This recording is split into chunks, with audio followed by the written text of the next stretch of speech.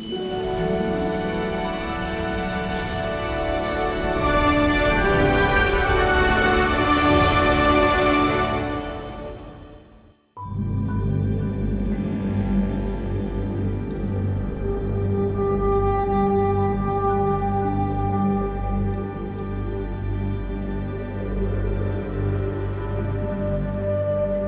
evening and welcome to this week's edition of Exploring Island Heritage.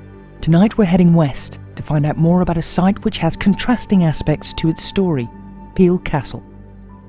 One man who's been involved in the exploration of the site going back to the 1980s is field archaeologist for Manx National Heritage Andrew Johnson. This is the Half Moon Battery. It's actually a round structure rather than being sort of half moon shaped, but it was designed to hold guns that would protect St Patrick's Isle from attack from the direction of Peel Hill and Peel Town. What's interesting in terms of the sort of chronology of human activity on St Patrick's Isle, though, is that underneath this round battery is the earliest evidence for human activity on the Isle, and that dates back about 6,500 years. It's very, very basic. You're talking about several hundred tiny pieces of worked flint, which was the preferred material from which to make tools and weapons in this period in our past that we think of as the Mesolithic period, the Middle Stone Age. And this site itself, tell me a little bit about its timeline. Well, in terms of human activity, it starts pretty much at that point about 6,500 years ago, and we've got, as a result of excavations that have been undertaken here at various intervals in the island's past, we know that there's activity from the Mesolithic period, 6,500 years ago. There's a smattering of evidence for the Neolithic period, about 4,000 years ago.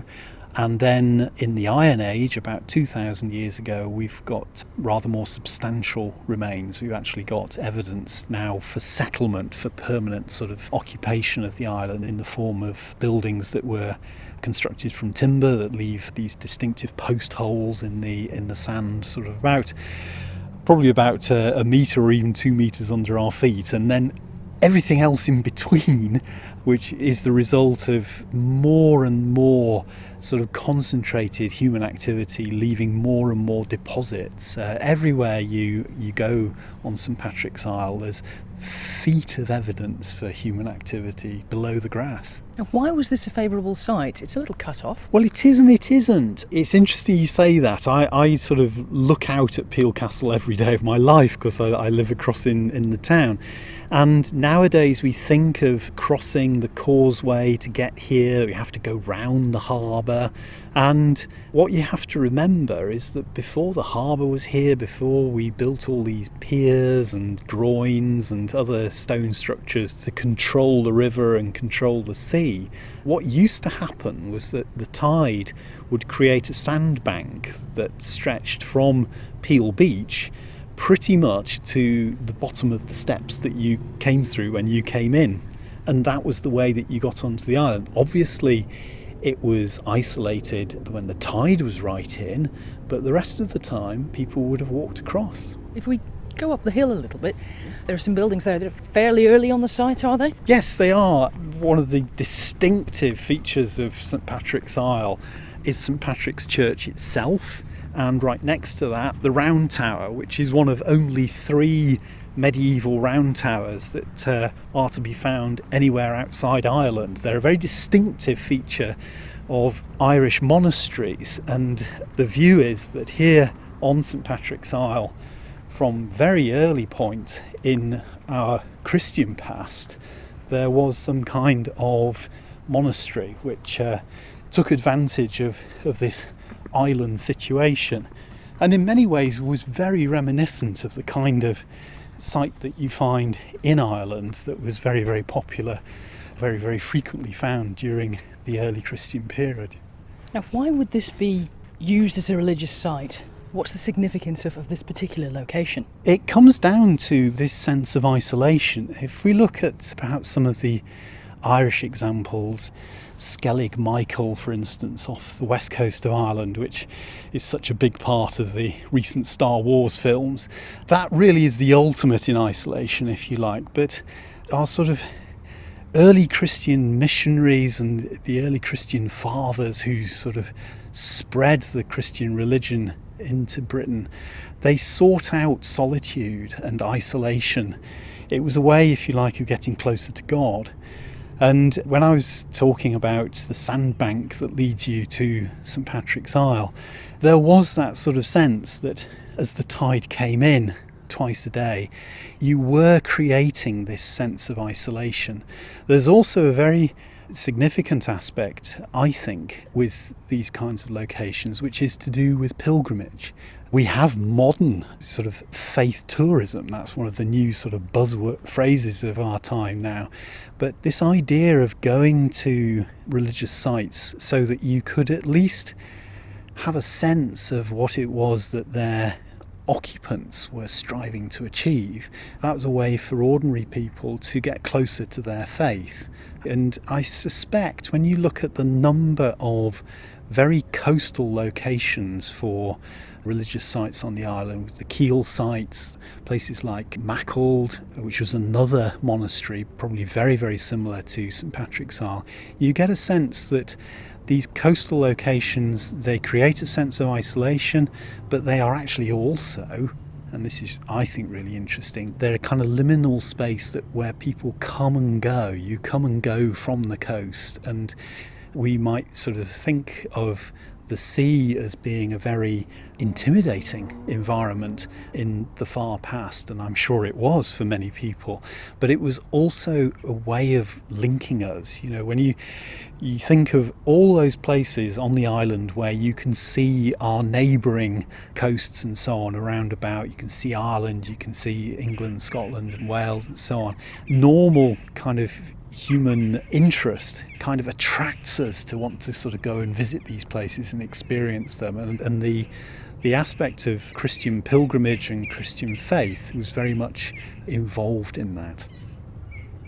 And at what point would this stop being used as a monastery? Well, there's quite a lot of, I wouldn't say controversy, but there are varying opinions about references in historic annals and histories that talk about the Vikings in the Irish Sea at the end of the 8th century raiding places, including something that was called St Patrick's Isle. Now, whether it was our St Patrick's Isle is a moot point, but certainly once you have the Vikings in the Isle of Man, at various points they were pagan rather than Christian.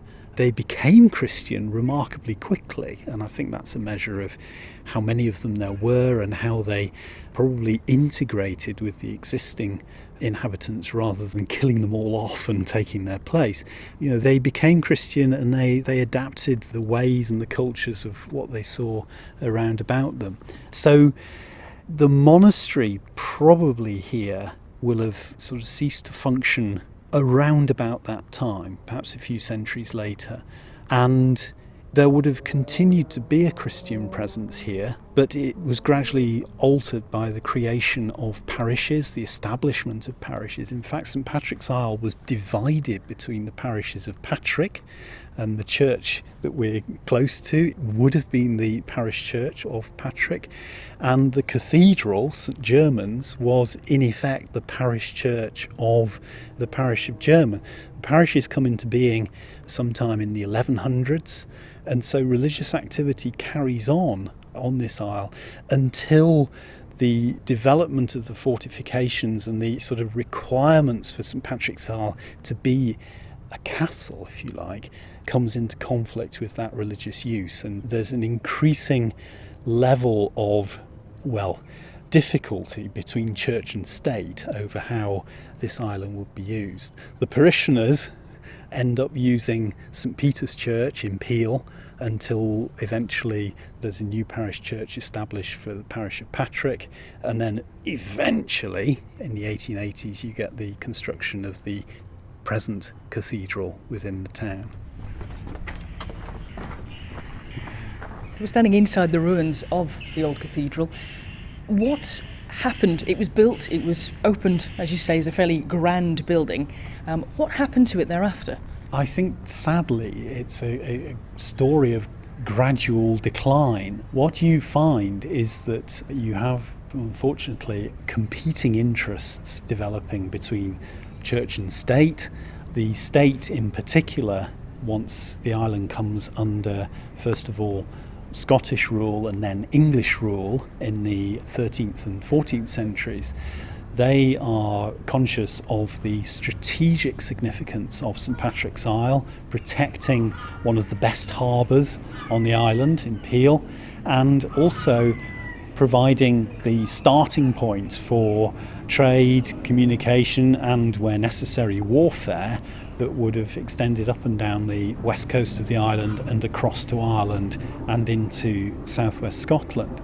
And you have this need to create better and better defences for St Patrick's Isle, and in the 1390s you get the creation of the earliest standing remains of fortifications, and that includes the fortification of St German's Cathedral itself. So it's very bizarre to see a cathedral that's covered in battlements, but that's what you have. And so, although it continues to function as a religious building, it has this sort of juxtaposition with the requirements for the fortification of the island. And slowly but surely it begins to suffer, and by the 1700s, quite late in its history, the nave, the long sort of body of the cathedral forming the western arm of this structure, that's roofless.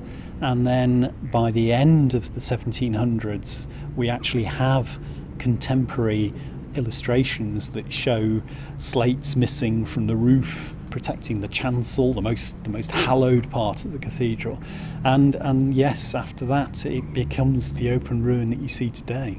It is almost surprising. I mean, it is a ruin, but it's almost surprising that so much of it actually has survived. That's down to the growing recognition during the 19th century that the island has enormous tourist potential.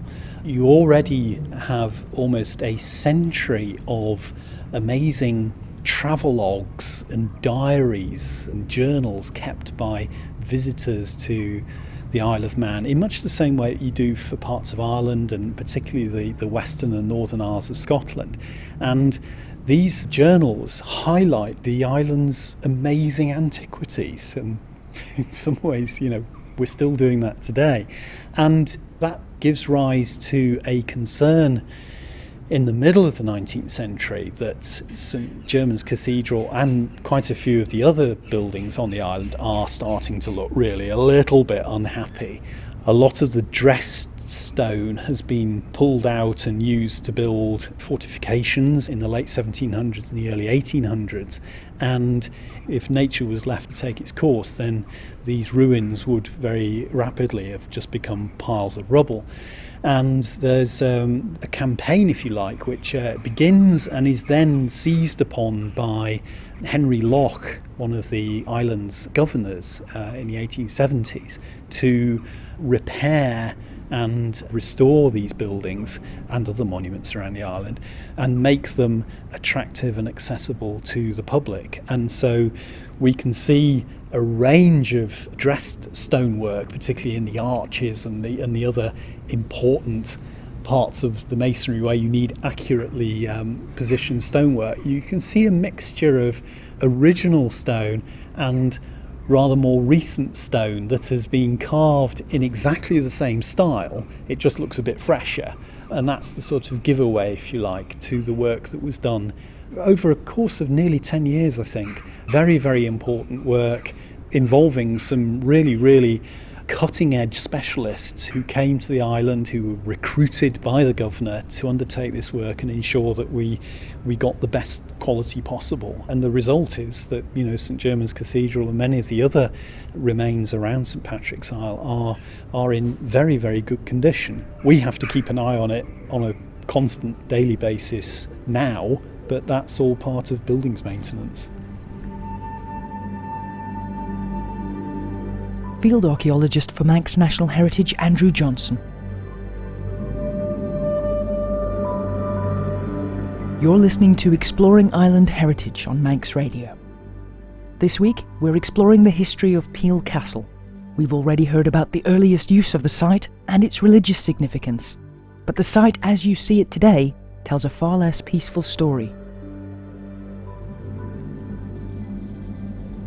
So there seem to have been two very distinct eras on the site, one which was quite peaceful and spiritual, and the other which was, I suppose, associated with a sense of, not impending doom, but certainly attack. Yeah, I mean, we're now stood in what I often describe to people as a killing zone. If you had the temerity to break through the entrance door, you would come into this sunken area that's between the gatehouse and the cathedral, and you'll notice that we're actually surrounded on all sides by walls, and those walls have got battlements on, they've got embrasures through them, and these were designed for musketeers to provide an absolutely withering fire that was focused on the doorway that you'd just come through. And if you as an attacker, you'd be very lucky to survive that sort of rain of fire that would come down on you. It's very intimidating if you stop to think about that in this space. You are surrounded on all sides by people who would be doing their best to kill you.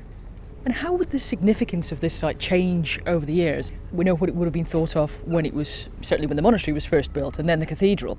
How has that changed over the decades or the centuries since? That's reflected, I think, in the way that the castle, it's not a single period structure. We have the early defences from the end of the 14th century, but you then also have an almost constant redesign and modernisation of the defences for 3 or 4 centuries after that, and we see that in the introduction of defences designed to accommodate musketeers.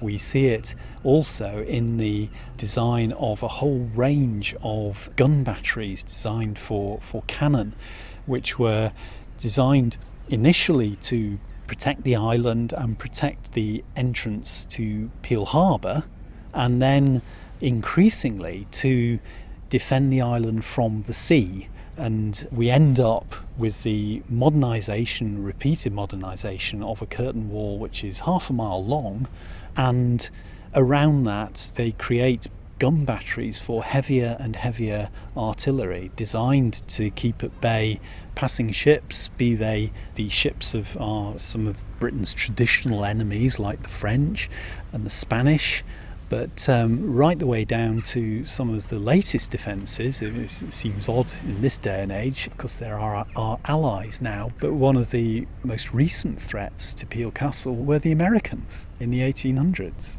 So its significance is constantly, if you like, reinvented as the castle is improved and altered and modernised through time. I suppose there comes a point really in the late 1700s when the Isle of Man as a whole is revested in the British government from British Crown rather than in the Earls of Derby and then the Dukes of Atholl.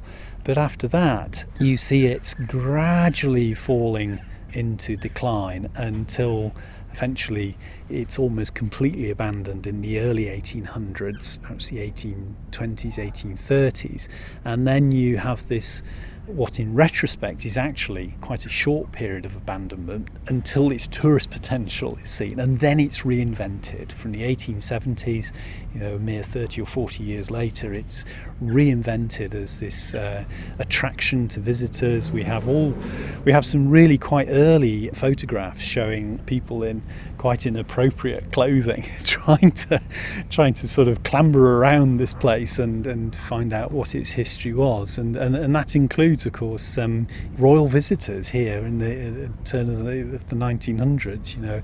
Even the royals are coming because they've come to the Isle of Man, but they've also heard about Peel Castle. You've mentioned all the defences that were built to protect the castle itself. Is there any evidence of it coming under serious attack? Actually, very little indeed. I suspect probably the closest it came is during the 17th century, when you have the island under the Earls of Derby, They are royalists supporting King Charles, and you have various periods where the Manx are not entirely on board with the Earl, and he has a bit of a face-off in the early 1640s, and then of course after he himself departs for England in 1651, you have the arrival of parliamentary forces and the Manx rebellion, and the castle is surrendered to parliamentary forces. And we have, as with many of the other defences of that era on the island, we have what's referred to as the surrender inventory, and it makes it very clear that these fortifications were absolutely armed to the teeth, ready to repel the parliamentary forces. And it's only really because the Manx people are, I believe, very conscious of what had happened when Parliament found unfriendly forces in Ireland, for instance, in things like the massacre at Drogheda in 1649 over in Ireland. That would have been very, very prominent in local memory here, and they would undoubtedly have heard of it, and they would most certainly not want to have suffered that kind of fate. You know, this is why Cromwell is seen as the bogeyman in Ireland. Although he wasn't in charge of the forces that attacked here in 1651, we know that they came similarly armed to the teeth with a whole load of armaments designed for siege. You know, they had mortars that would have lobbed explosive shells into both of the castles, and of course the result would have been carnage for probably on both sides. Civil war was an awful thing throughout the British Isles, and I think people would have been very keen to avoid that if they could here. So we're standing now on certainly a vantage point that gives you a view of the whole site. What's the significance of this particular mound? It's pretty much the highest point on the island now. This point was genuinely a vantage point. It's called the Dial Mound, and it was actually the location of a sundial. Timekeeping in a castle was very, very important, but it was also the location for artillery, and it was constructed in the 17th century as an artillery earthwork. It's a very odd shape. Once you get beyond the sort of square mound that we're stood on, the remaining earthworks are really quite sort of higgledy-piggledy, but that's because they were trying to sort of put a square peg in a round hole, if you like, because the castle was already here. But what they needed to do was to modernise an old-fashioned stone fortress whose walls were vulnerable to artillery, and give it the artillery gun emplacements that would allow it to defend itself against attackers with similar weaponry. And this, in a way, is a bit like the famous Civil War fort up at Cerrig or Ballacurry, depending which side you come from, up in Andreas. And that's a very, very fine, sort of perfect version of one of these artillery sconces. This one is much, much more misshapen because it's trying to fit a pre-existing site rather than being built in the middle of open country. But this was pretty much the nuclear bunker of its era.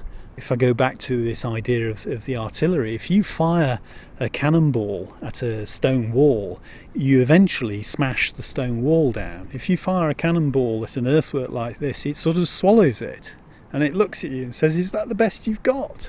They were an amazing sort of triumph of military architecture at the time, and the island is fortunate that in the examples, say, up at Cerrig and also here, we've got some of the best that survive in the British Islands, and that's, we should feel quite proud of that. But it's an interesting adaptation and of a pre-existing castle, and it really sort of brings home how Peel Castle in a way illustrates all these changes in technology, in warfare and so on, from the period from the 14th century right the way through to the beginning of the 19th century, when eventually it superseded and the defence of these islands becomes the responsibility of the Royal Navy.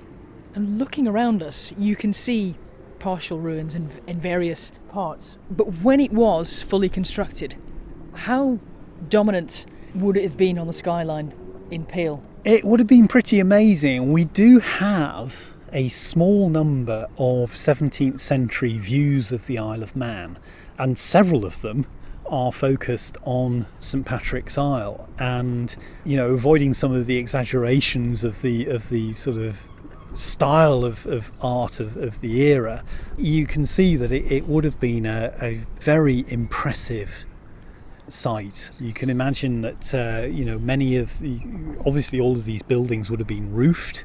Some of them would have been roofed in lead, some of them in slate, all of which would have been kept in very good repair because they were for the most part military buildings, and they needed to be. People were constantly in occupation here. The troops, many of them lived in Peel, but they would come across here for their tour of duty, and they would have been responsible for keeping the place secure, but also for its maintenance. And all of these buildings would have looked very serious. They were here to serve a purpose, and I think they would have done very effectively if they'd ever been called upon to do so. But deterrent is an amazing thing.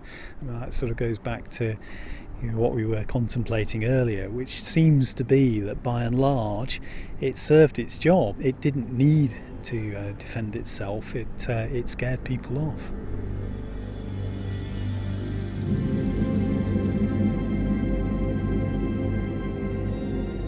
Field archaeologist for Manx National Heritage Andrew Johnson.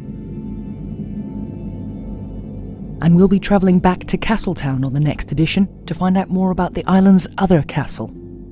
That's it for this week's programme. We'll be exploring more island heritage at the same time next week.